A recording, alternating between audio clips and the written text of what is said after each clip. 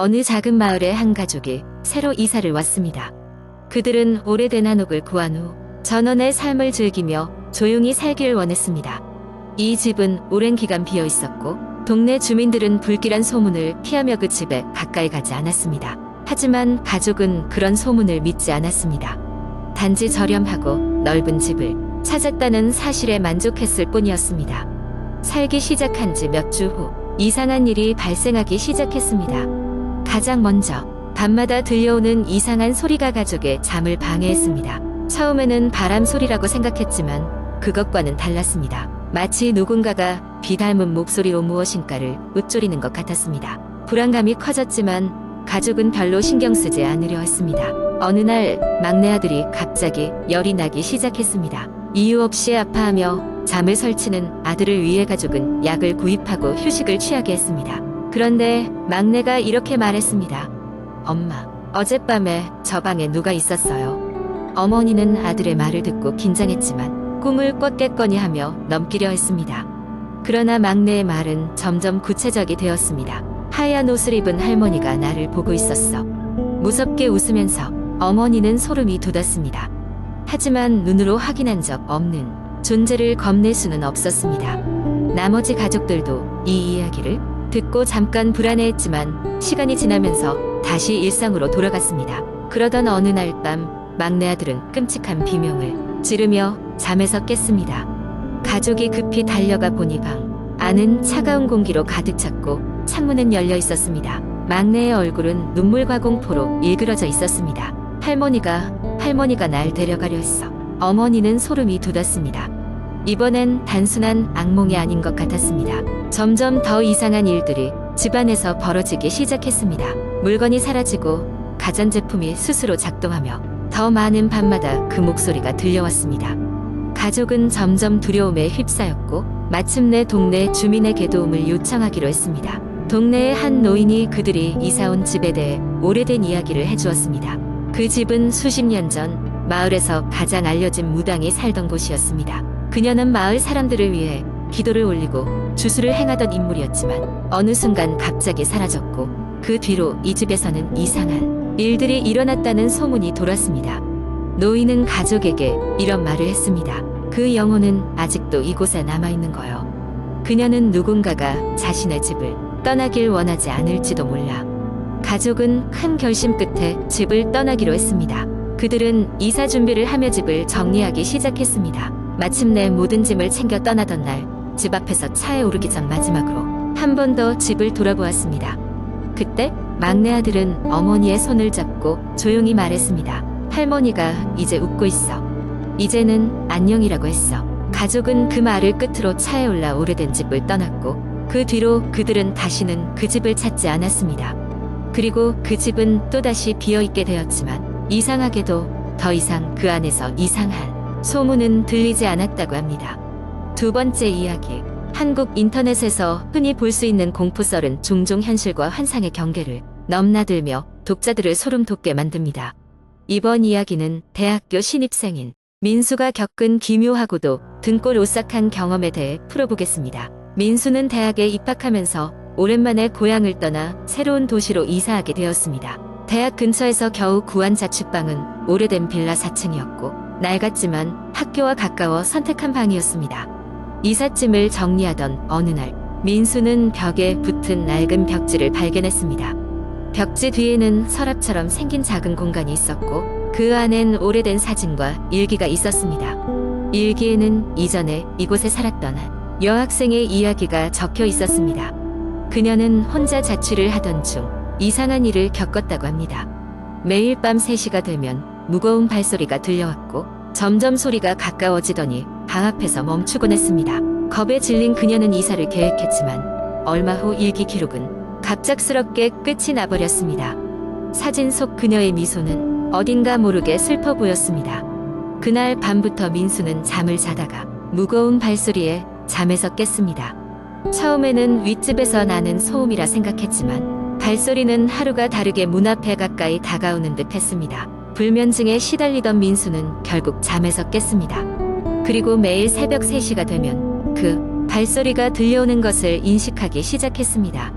어느 날 밤 한바탕 꿈속에서 무서운 얼굴을 한 낯선 여자가 문을 두드렸습니다. 땀에 젖어 잠에서 깨어난 민수는 신경이 곤두서서 밤을 지새웠습니다. 두려움을 달래기 위해 친구들을 초대하여 파티를 열었지만 친구들도 이상한 기척을 느끼고 난 뒤로는 그의 집을 찾지 않았습니다. 결국 민수는 이 상황을 해결하기 위해 직접 고심 끝에 오래된 물건들에 대해 조사하기 시작했습니다. 지역 주민들과 상의를 거듭하고 도서관에서 기록을 찾던 중 그는 충격적인 사실을 알게 되었습니다. 예전에 그의 방에 살았던 여학생은 의문의 죽음을 맞이했으며 그 사건은 여전히 미제로 남아있다는 것이었습니다. 민수는 무언가 불길한 것이 이곳에 있다는 확신을 가졌습니다. 그는 일기의 마지막 페이지에 적힌 글귀가 마음에 걸렸습니다. 해가 떠오를 때까지 살아남으세요. 이것은 단순한 공포심이 아니라 무언가 그녀가 직접 경험했던 일이 아닐까 하는 생각이 스쳤습니다. 다음 날 아침 민수는 새로운 집을 구하기로 결심했습니다. 서둘러 이사를 준비하던 날 밤 민수는 마지막으로 그 발소리를 들었습니다. 하지만 이번에는 문 앞에서 멈추지 않고 방문을 열려는 듯 손잡이가 아래 위로 움직이기 시작했습니다. 그는 숨을 삼키며 무서움에 떨렸지만 어떤 용기로든지 문고리를 꽉 잡았습니다. 잠시 후 모든 것이 멈췄고 민수는 소름 끼치는 고요 속에서 떨리는 손을 지켜보았습니다. 그날이 그의 마지막 밤이었습니다. 민수는 그 사건 이후로 다시는 그 집에 돌아가지 않았습니다. 오랫동안 그 기억은 악몽처럼 남아 그를 괴롭혔고 한편으로는 그 여학생에 대한 죄책감과 두려움을 남겼습니다. 이후로도 그 빌라에는 이상한 소문들이 그치지 않았다고 합니다. 그곳에 새로 이사온 사람들은 밤이 되면 문고리가 스스로 움직이는 것을 보았다고 증언했으며 종종 낯선 여학생이 그림자를 보았다고 소곤거렸습니다. 이 이야기는 민수가 자신의 경험을 토대로 조용히 남긴 기록입니다. 그는 지금 어디서 어떻게 지내고 있을까요? 그 문 저편에는 무슨 일이 있었던 것일까요? 여전히 미스터리로 남아있는 이 사건은 수많은 사람들의 입에 오르내리며 인터넷 속도시 전설처럼 전해지고 있습니다. 아직도 그 집을 찾는 이들은 가끔씩 민수의 경험을 떠올리며 등골이 오싹해짐을 느낀다고 합니다.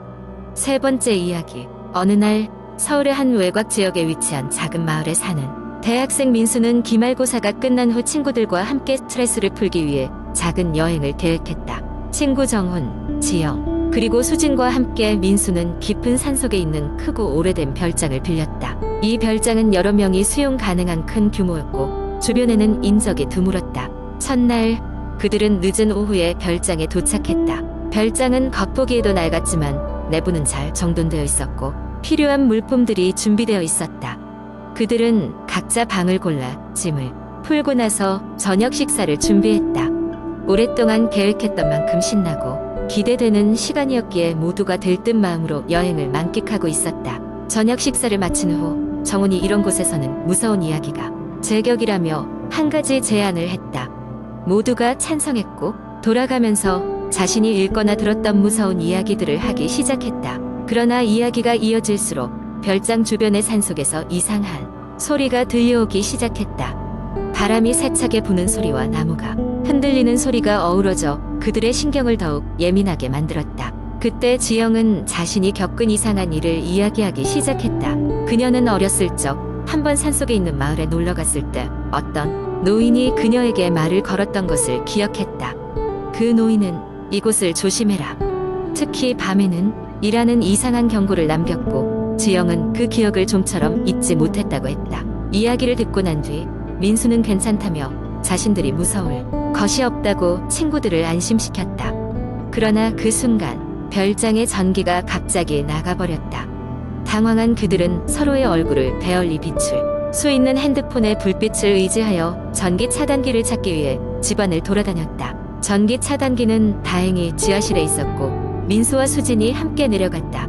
지하실은 굉장히 어두웠고 불쾌한 습기와 먼지 냄새가 가득했다. 수진은 어렸을 때부터 어두운 곳을 무서워했기에 민수의 팔을 꼭 붙잡고 놓지 않았다. 잠시 후 둘은 차단기를 찾아냈고 스위치를 올리자 전기가 돌아왔다. 기뻐하며 돌아가려던 그 순간 누군가의 발소리가 계단 위에서 들려왔다. 민수는 순식간에 심장이 두근거리기 시작했고 수진의 얼굴도 창백해졌다. 그들의 이름을 부르는 지영의 목소리가 들리자 안도감에 얼굴이 풀렸지만 그 순간 둘은 또 다른 발소리가 들리는 것을 확실히 들었다. 방금 전의 것은 지영의 발소리가 아니었다.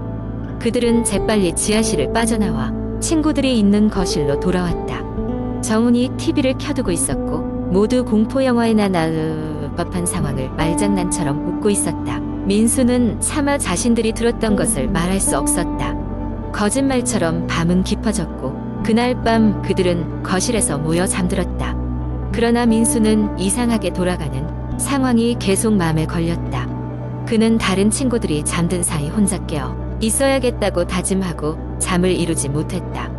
별장 밖에서 들려오는 이상한 소리, 그리고 지하실에서의 그 발소리. 모든 것이 수수께끼 같았다. 모두가 잠든 한밤중 민수 홀로 눈을 감지 않고 있을 때 창문 밖에서 뭔가가 움직이는 그림자를 보았다. 인간의 것이 분명한 그 실루엣은 창문 앞을 서성이며 이들을 바라보는 듯했다. 민수는 이를 무시할 수 없어 조심스럽게 다가가 창문을 살펴보았다. 하지만 그 그림자는 이미 사라져 있었다. 그때 갑자기 별장 문이 쾅 소리와 함께 열렸다가 닫히는 소리가 들리자 민수는 심장이 멎는 줄 알았다. 그는 주저하지 않고 거실에 불을 켜고 친구들을 깨웠다. 모두가 깨어났고 민수는 본 것을 이야기했다. 처음에는 친구들도 믿지 않았지만 별장 내부를 살펴보니 그들은 문이 정말로 열려 있는 것을 확인했다. 더 이상 이곳에 머무는 것이 위험하다고 판단한 그들은 남은 밤을 차 안에서 지내기로 했다. 다행히 별장에서 그리 멀지 않은 곳에 차가 주차되어 있었고 그들은 급히 짐을 챙겨 차로 향했다. 차에 타자마자 그들은 문을 잠그고 조용히 시간을 보내며 해가 뜨기만을 간절히 기다렸다. 다음 날 아침 그들은 도망치듯 별장을 벗어났다. 지영은 물론이고 모두가 강한 불길함과 공포를 느꼈기에 다시는 그 별장 근처에 가지 않겠다고 다짐했다. 그들이 경험한 일은 정확히 무엇이었는지 미스터리로 남았지만 그 이후로 그 누구도 다시는 그곳으로 여행을 가자고 말하지 않았다. 그렇게 그들의 짧은 여행은 평생 기억 속에 무서운 한 장면으로 남게 되었다.